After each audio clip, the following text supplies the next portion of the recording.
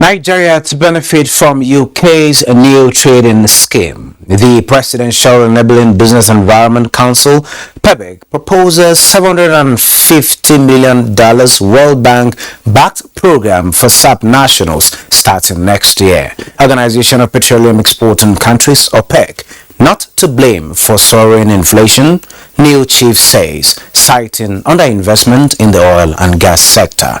This is Business Express on the network service of the NTA, and we are reaching you from Abuja, the nation's capital. I am Benny Adams, your guide.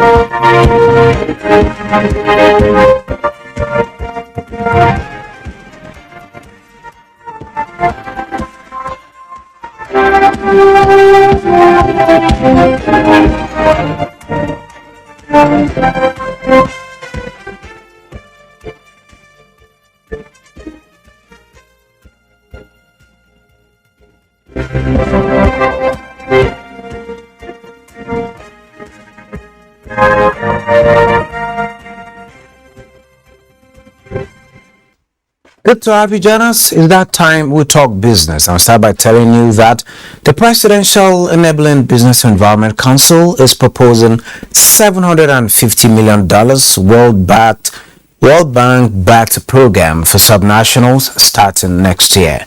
Just as state governments and their agencies are told that they have a significant role to play in ensuring an enabling environment for businesses to thrive.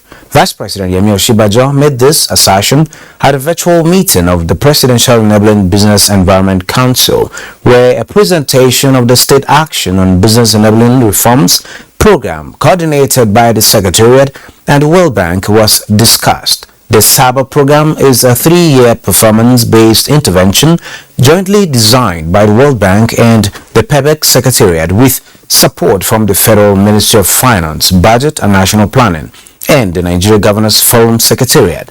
The purpose is to incentivize and strengthen the implementation of business enabling reforms in Nigeria, specifically across the participating states of the Federation and the FCT. The program is a $750 million operation comprising two main areas: $730 million program for results financing component and $20 million for technical assistance for investment project financing. The International Trade Secretary Anne-Marie Travain has launched the new Developing Countries Trading Scheme, DCTS, which will extend tariff cuts to hundreds of more products exported from developing countries, going further than the EU's generalized scheme of preferences. This is on top of the thousands of products which developing countries can already export to the UK duty-free. The scheme means that a wide variety of products, from clothes and shoes to food that aren't widely produced in the UK, including olive oil and tomato, will benefit from lower or zero tariffs. The Developing Countries Trading Scheme ensures that British businesses can benefit from more than £750 million per year to reduce import cuts, leading to more choice and lower choice or cost for UK consumers to help with the cost of living. UNICEF has developed the Multiple Cluster Survey, which is a household survey to assist countries fill the gaps for monitoring human development indicators. In 2021, it supported the federal government to begin the sixth of such surveys in the country. Moplang Dakok reports. 57% of children in Nigeria have now been immunized, as against the initial 33%, and 6 out of 10 children now have their births registered. These and more data make up the newly launched 2021 Multiple Indicator Cluster Survey and the National Immunization Coverage Survey Report. Two important reports for the country, released by the National Bureau of Statistics and launched by the Minister of Finance, who represented the Vice President. As we launch this report today, the quest to achieve our development goals and objectives is still the priority of government, particularly towards improving access to immunization for all our children as and when due. Experts say the surveys are timely because they provide fresh data on women and children after the COVID-19 pandemic to provide evidence that will help shape interventions and focus resources in a way that helps children and their families reach their full potential. Focuses on issues such as health, education, child protection, water and sanitation, among others. The survey also serves as a major source of data for assessing the implementation of the Sustainable Development Goals (SDG). Data is the lifeblood of all our developmental efforts. Hence, the contents of this survey will help us not just to see challenges, but to help solve those problems. The two surveys are expected to lead to the review of policies that will affect social inclusion and livelihood of Nigerians, especially women and children. In Abuja, Moplang Dakok. The federal government says its commitment to ensuring farmers have the appropriate incentives to guarantee continued participation in the farming business is unwavering. Minister of Industry, Trade and Investment, Niyi Adebayo, stated this at the inauguration of a 15-man technical committee for the implementation of the ban on foreigners purchasing agri-commodities from farm gates. The report. On the 10th of March, the Federal Executive Council approved a memo banning foreigners or their agents from purchasing agricultural commodities at farm gates across the country. In mapping words with action, the Minister of Industry, Trade and Investment, Niyi Adebayo, is giving life to the recommendations contained in the memo with a marching order for implementation. Facilitate establishment of enforcement organs in the state and local governments. 5. To facilitate signing of executive order by Mr. President specifying penalties and fines for violators.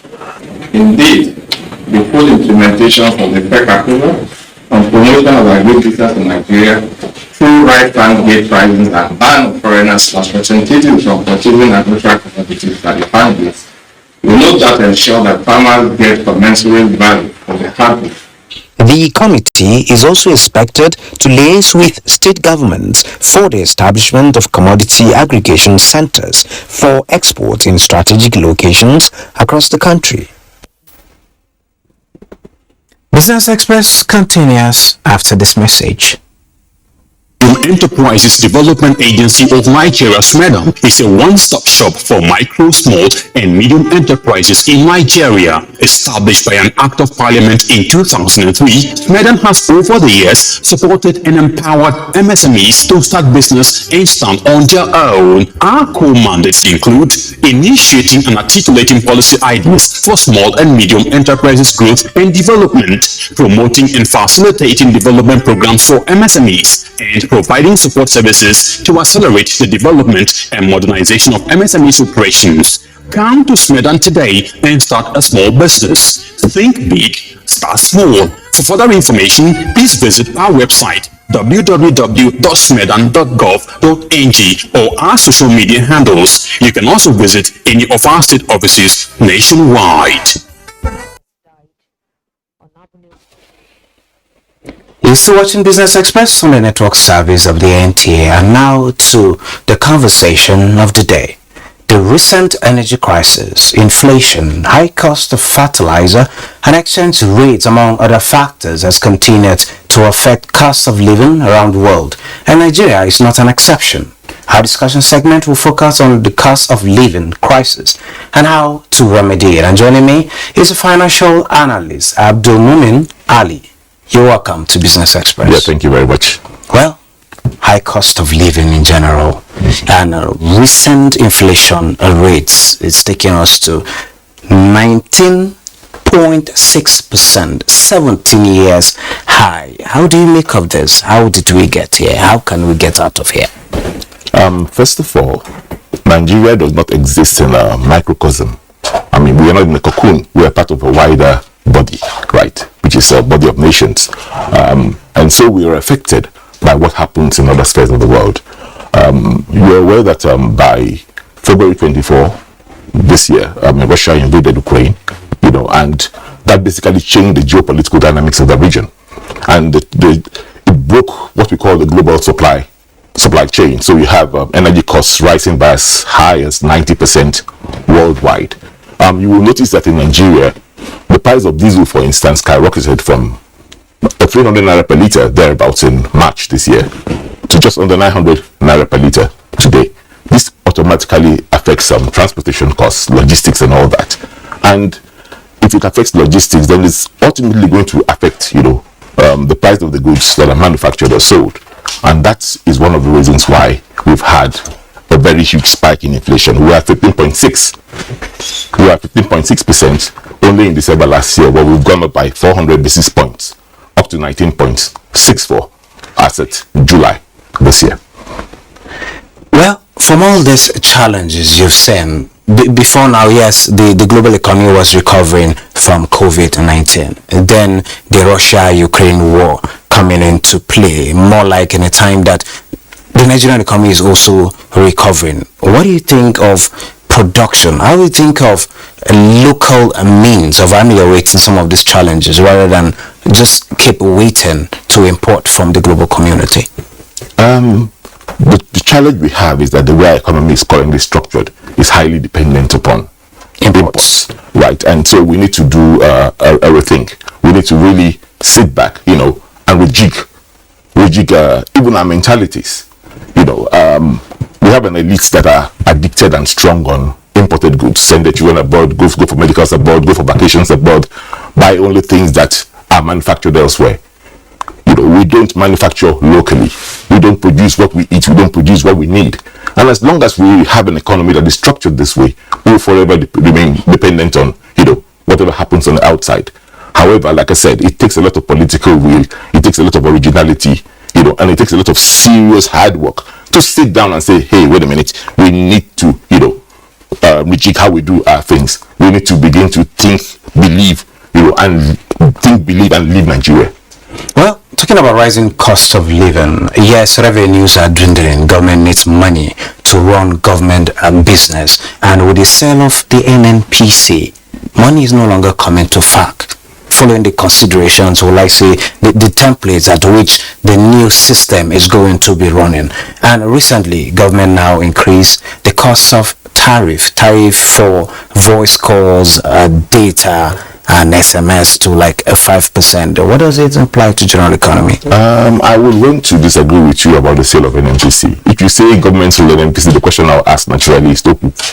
Right. What the government has basically done is to, follow the directives of the Petroleum, Industry Act, which says, okay, commercialize this business, spin it off over the years. At some point in time, of course, I expect NNPC to have an IPO, an initial, initial plan on how it's going to go. Yes, right, and then people from the public will take ownership of NNPC. But for now, we still own 100% by government. So basically, it's owned by government. FGN owns NNPC up till date. So it's just it's a process. It's going to the capital market. Yes, it's a process, and that's going to take a couple of years before we get to. Okay, with the 5% excise duty increase on voice calls and data and SMS, what do you make of it? I have looked at this and I honestly do not understand how it's going to impact on the pockets of Nigerians. I'll explain. if you recall, by 2001, 2002, thereabouts, when we started having GSM communication in Nigeria, we started with 15 naira per minute calls and 10 naira SMSs. But over the years, SMSs have dropped from 10 naira to 4 naira. Okay. That's a 40%, the 60% decrease in the original price. And we still, it didn't change anything. So, yes, there was 5% excise duty on voice and data and all that. But if you are an average user of 2,000 naira data in a month, and you have a 5% decrease, it becomes 2,100 naira. I don't know how that 100 naira will significantly change, your spending habits. So it doesn't have impact as much as Nigeria is one of the countries that pay the lowest in the world when talk of charges for such services by the telecommunication companies. I wouldn't swear by that, but I know that our taxes are pretty low, right? And it's very much in order. Okay, in the whole of the communication thing, how does it help in enhancing our businesses, and what advantage should we kind of take? More like the 5G initiative is coming on board, deployment, the processes of deployment are ongoing. How can Nigerians take advantage of that, particularly for business purposes? Well, of course, 5G is going to change the dynamics of business because 5G makes possible the Internet of Things, right? Sure. So I expect that with our youthful population that are very, very creative and all that, much startups will come into play, and the economy is better for it. But having said that, you were saying something about business. Well, aside, we're talking about the voice calls and the impact. Like you said, it will make much impact. 100% increase, 5% increase in the pockets of Nigerians, and all of that. Let's move to, yes, you have power being, the charges for power being on the increase. You have tariff hike also in calls and all of that, and salaries still remain the same. What happens to savings and investment? Of course, if you're looking at the consumer, and minimum wage 30,000 naira, and that remains constant in the view of 19.6% inflation. Increase, inflation. Yeah, but basically it just means that my spending capacity shrinks by about 20%, right? And if that happens, and I still live at the standard of living I was living, then off goes my savings. But you also notice that the CBN has, with its monetary policy rate last month, tried to address that. In the last by increasing the interest rate. Yes, by increasing the rates from 13 to 14. Prior to then, the increase from 11.5 to 13. That was in May. Now, these two reactions were basically with a view to stimulating savings, right? Because the CBN believes that there's too much money chasing limited number of goods in the market, and that's why our prices are going up. Sure. So they believe that, okay, if they can mop up some of this money from the system, right, it reduces the amount of money in circulation, right? That means savings, of course, because if it's mopped up in the system, it gets back into the banks. How about the investment, where the manufacturers should get hold of some of these monies, buy machinery? Yes, you can talk of a cost of foreign exchange being high because you have to import this technology. You get it, and the machinery and all that. How about increased production to ensure that supply outweighs demand? There are still constraints. There are manufacturing constraints. One of them is power. Today in Nigeria, for instance, the manufacturer is at the mercy of whichever disco, services him. So he doesn't rely on the disco. Instead, he relies on backup power, which is becomes his main source of power, which is the diesel, right? And the cost of production, and the cost of diesel has gone up from 300 to over 800 within 5 months. These are the challenges that the manufacturer faces, and because of those challenges, if you are talking about him increasing his production capacity, it's a challenge, it's a nightmare. So what's the way out? Like I said, alternative power sources? That comes expensive. How about a one-off investment? In recent times, you will notice something with the discos, which I expect will, be ongoing. You will notice that some ownership has technically started changing. Ongoing reforms, yeah. So over time, you expect people that have the capacities, people that have the technical knowledge to be the one driving this discourse. Yes, you still have the issue of subsidies on the cost of power, but we believe that over time, with the right people in this discourse, you begin to have the capacities to meet the demand of Nigerians for power. And when we have power inching up by even as little as 20% from what they have today, then you're going to see a clear difference, in the capacity of manufacturers to meet up. I also think that, to answer your earlier question, how do we address, production? I think we should begin to think of creating, industrial zones where you have 24/7 power made available for manufacturers, so they don't have to worry themselves with the supply chain of diesel and all that. If power is guaranteed in a particular location, power, water, and all the resources that manufacturing companies, more like production areas, there's a hub. Yeah, they can work within that hub, and we can get more things done. So the man that's trying to set up a textile mill, for instance, doesn't sit down and spend all his time thinking about power. Spends 40% of his resources thinking about how he's going to get power to, his mills. These are the challenges that manufacturers face, and if the government can put in place system structures that can take these problems away from the manufacturer, then you can begin to talk about increasing capacity and production. Abdul Mumin Ali, thank you so very much for those suggestions. I'm sure they are very, very timely. Thank you for sharing your thoughts with us at this particular point in time. Thank you very much. Thank you. Moving on, gold prices were down slightly on Wednesday with gains capped by a firmer dollar, while investors braced for any guidance on future U.S. interest rate hikes from the minutes of the Federal Reserve's latest policy meeting. Let's see prices of other commodities.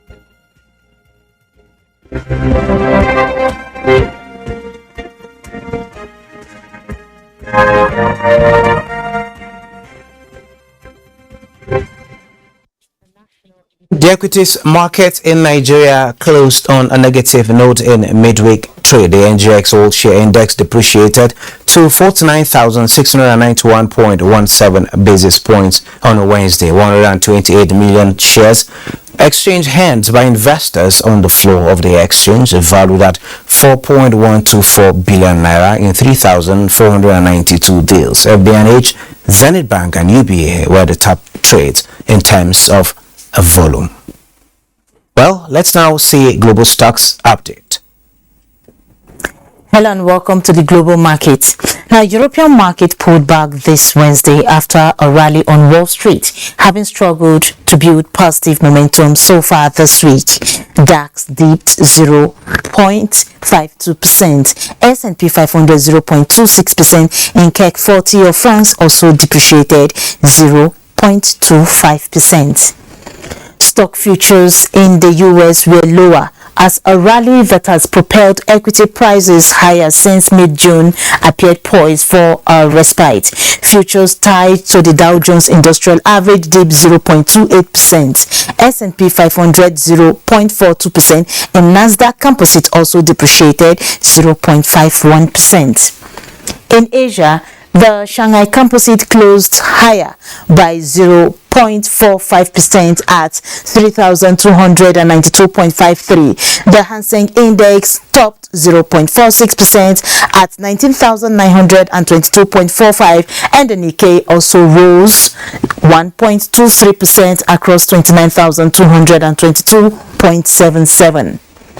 It was mixed trading session for African markets, with Tunisia's Tunidex and Morocco's Free Float Index posting gains. Ghana's GSA Composite was marginally positive. Namibia's overall index was negative, while Nairobi's All Share maintained previous numbers. That's the global market report. I am Boss Sede Abel. On that global note, we end this episode of the program. Don't forget, you can access all previous episodes on YouTube. Join us again on Thursday at 9:30 a.m. for another fresh episode. I am Benny Adams saying, have a good day ahead.